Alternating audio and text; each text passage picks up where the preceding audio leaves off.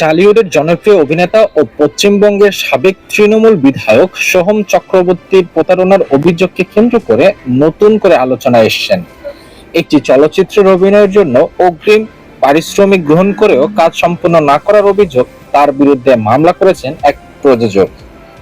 মামলাটি করেছেন দক্ষিণ দিনাজপুরের বালুরঘাট এলাকার বাসিন্দা ও চলচ্চিত্র প্রযোজক তরুণ দাস। গত 21শে মে তিনি থানার প্রতারণা ও ভয়ভীতি প্রদর্শনের অভিযোগে মামলা দায়ের করেন।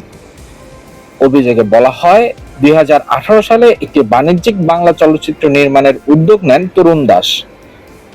ছবির প্রধান চরিত্রে অভিনয়ের জন্য সোহম চক্রবর্তীর সঙ্গে চুক্তি হলে সম্মানী অংশ হিসেবে তাকে 15 লক্ষ রুপি অগ্রিম দেওয়া হয়, কিন্তু অর্থ গ্রহণের পর বারবার শুটিং এর সময় পিছিয়ে দেওয়া হয় এবং শেষ পর্যন্ত ছবির কাজ আর এগোয়নি।